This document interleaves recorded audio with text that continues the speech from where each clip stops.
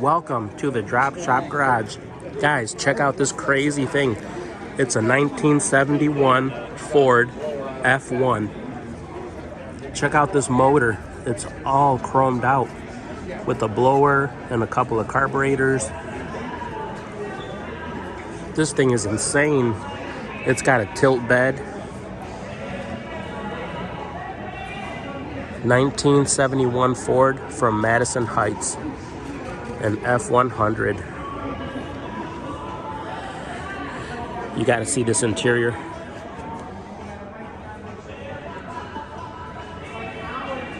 And check out the frame. It's spotless. Pretty sweet, huh? With a nice tilt bed.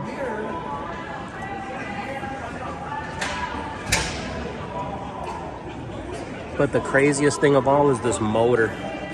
It's just insane looking. I hope you guys like this one. Please like and subscribe, and I will catch you guys on the next one.